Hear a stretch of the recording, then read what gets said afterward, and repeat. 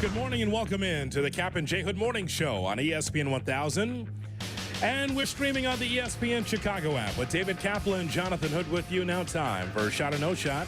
And is brought to you by... That'd be ESPN Bet, now live in Illinois. Sign up today and the users get $100 in bonus bets with any sportsbook bet. We say good morning to Shea W. Norland. Good morning, boys. On a Wednesday, Waddle Wednesday, and all NFL teams break camp today. Football back. What do you mean break camp? Everybody's starting camp. Oh, they're in camp. Yeah, Bears had their first day off today. The gates swing open everywhere around the National Football League. There you go. That's good to see. We finally got here. we finally made it, Cap.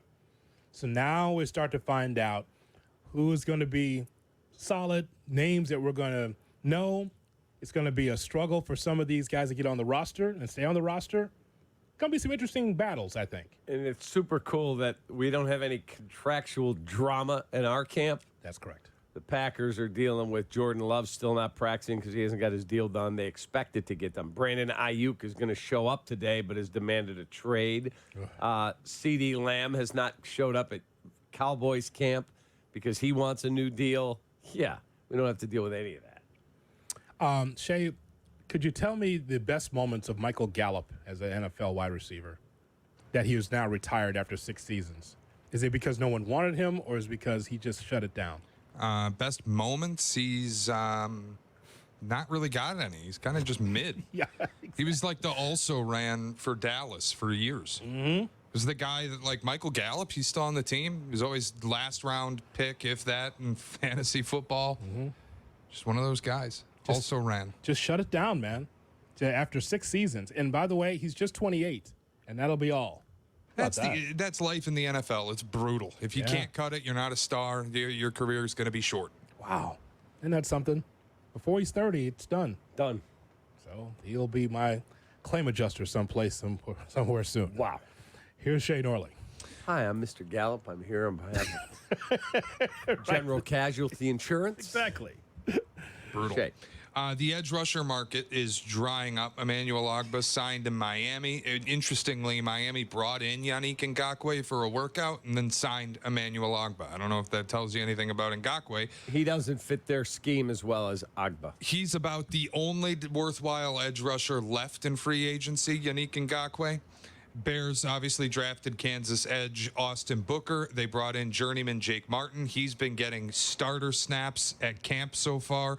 And we know Matt Eberflus wants pressure from the middle of his defense.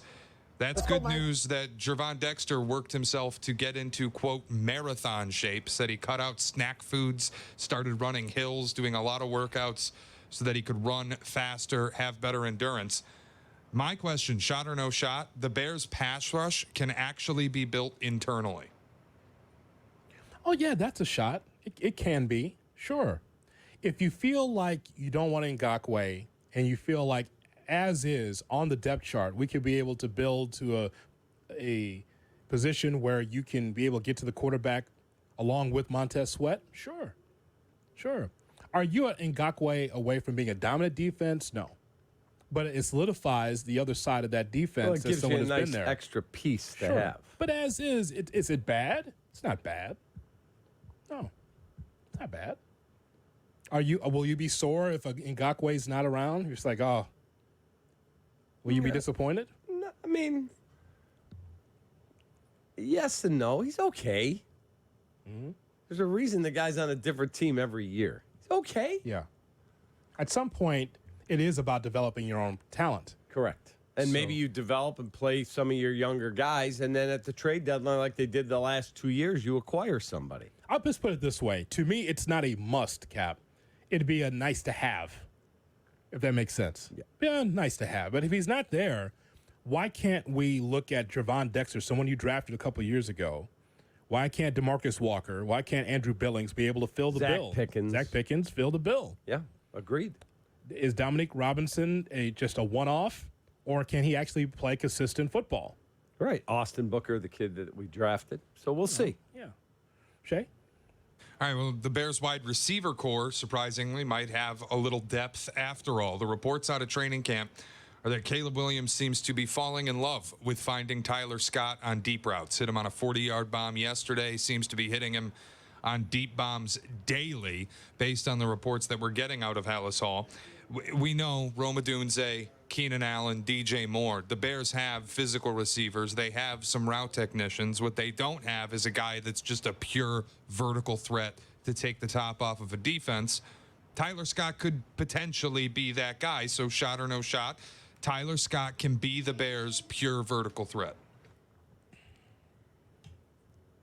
Stop thinking about last year. Stop. Get that out of your mind. Yeah, I'm going to say no shot. He's a fourth receiver on this team. Can he catch a few deep balls? Sure, he's speedy. That's what he's here for. Fourth receiver, clearly, but he's the only guy that's got that breakaway speed. I mean, Put him on the outside in 4 receiver sets and burn someone. I'm going to need you to stop thinking about that play last year. The one against Detroit? Please stop Yeah, doing that really bothers me. See, that's why he's not giving him any credit. That one play. The ball shouldn't have went to him anyway, Cap, in that spot. Correct? Yes. Big play. You give it to a rookie? Remember Olin Absolutely not. chastising me? Absolutely not. Okay, so it's just so we're clear. He's a fourth receiver, Cap. That's a no shot. Right, but you said he's the. What was your words, Shay? He's the only. He's the guy on the team that's got that pure breakaway speed. He can cook someone. He's not a route technician. He's not a specialist. He's not a physical guy. He's not going to bump guys off coverage. Just so you know, his 40 time versus Rome Odunze is 1/100th of a second different. 4.44 to 4.45. Yeah, no, I'm not saying that anybody on the team is slow, but Rome is a different style of receiver. He's more physical before the ball gets out.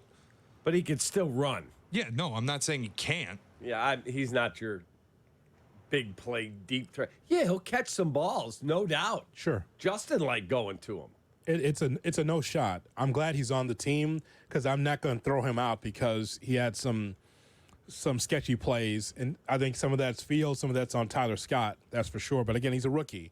I'm not throwing young players away, Shay. So I would say that he will be able to can be a factor on this team. You have Moore, you have Odunze, you have Allen, but Scott can be a factor in the offense, yes. And by the way, DJ Moore, 4.42. So he's faster. Still? 4.42? Where'd you get that from? Sportskeeda? No, from NFL.com. Okay. DJ Moore, when he was drafted. I mean, he's not an old guy. He's still in his 20s. He ran a 4.42. Again, I'm not calling anybody slow, but when you think of DJ Moore, you don't think of a guy running deep routes consistently, burning corners. You think of a more technical, physical kind of receiver, similar with Rome Odunze. Tyler Scott doesn't have that skill set. He's just a burner. You see, Shay, I know you're trying, but he can't get that play against Detroit out of his mind. I'm telling you, this guy is just microscope on Tyler Scott drop one ball. He's dead now. Again, won't let it go. I'm glad he's here. Yes. I am. He's got speed. I'm sure he's going to catch a bomb one day, and we're going to go, wow, that was cool. But he's not their only deep threat. That's all I'm saying. Valus Jones is going to make the football team? Looks like it, huh? He better be able to return kicks. Just asking. Because as we look through the depth chart, Tyler Scott's going to be there. And I think that we're so wowed by the first three from the wide receivers, Moore, Odunze, Allen. And then you've got 2 tight ends in Kmet and Everett. Scott could be able to get a few balls, too. Don't forget also, you'll get DeAndre Swift. They'd be in a passing game as well. Mm-hmm. Short passing game, of course. Mm-hmm. So Scott could be like a decoy. And hopefully it's not 4th down in a big spot. Yeah, big spot. Exactly. No, I like. Caleb, what are you doing throwing to him? You got 3 other dudes. He would be a pleasant surprise on this team to be able to be a factor. Tyler Scott. Be great. Shay. I made money on him last year. Remember when Tyson Bagent had to start? Mm-hmm.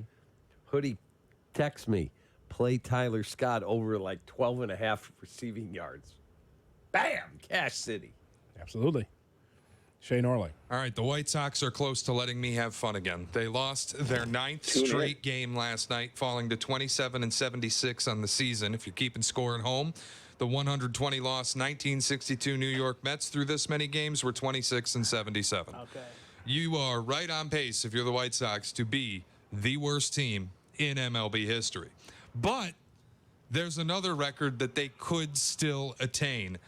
And if they lose 10 straight, I'm willing to say they're on track for it. Shot or no shot, if the White Sox lose their 10th straight game tonight, another double-digit losing streak, I can reopen the road to 24 straight losses.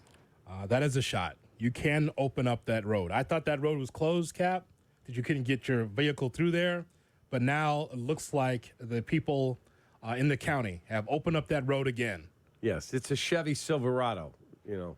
Yes. When the road is tough, get your Chevy Silverado. Yes. And Shay, your Silverado HD will be able to absolutely maneuver toward 24, especially if that was the last start in the Sox uniform for Garrett Crochet.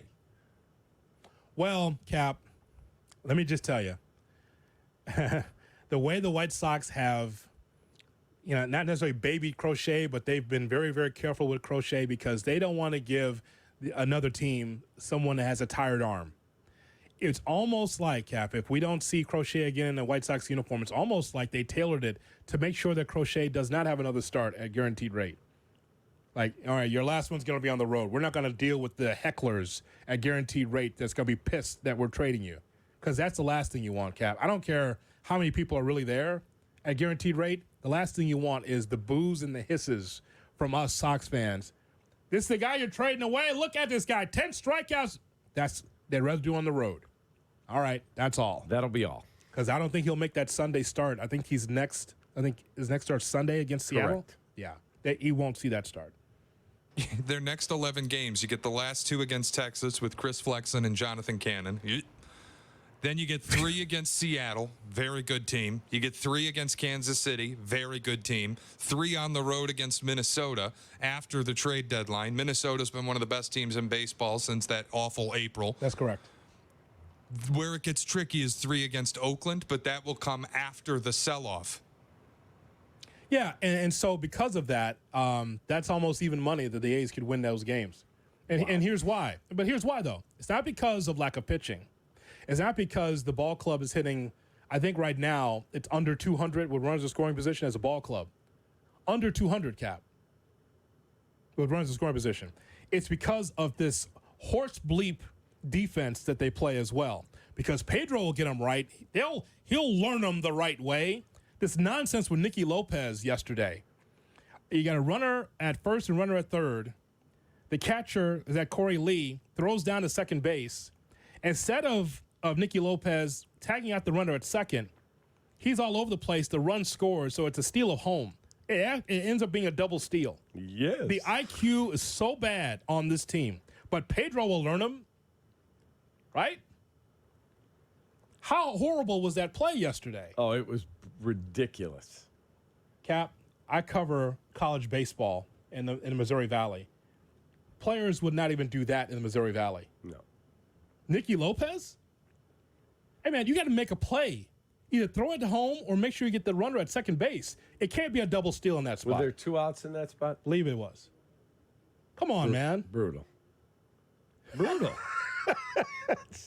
So because of that, it's a shot, Shay, because if it's not for the pitching, it'll be because of the defense and the lousy hitting. The road to 24.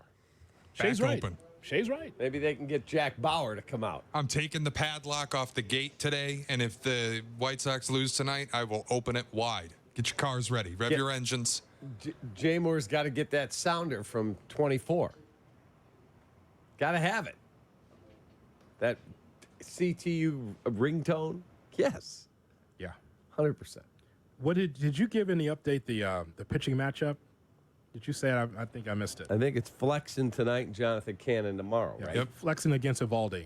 Yep, that's a loss. Yep. I mean, listen, we're always trying to hand the audience money. Like, you just keep betting against the White Sox. I did, yes. I mean, I know it's not a lot of value, but it's something, right? Right. So, again, money line Texas Rangers last night. That'll be all. Yeah. Play that with the under in the Cubs game. Sure. that's a good combo lately, isn't it? It is. A Sox loss and the under in the Cubs game. More times than not, that'll cash. That'll be all. That's a good combo. Keep doing that for about 10, 12 games. See how many times you hit. Team can't hit, team can't win. Huh, how about that?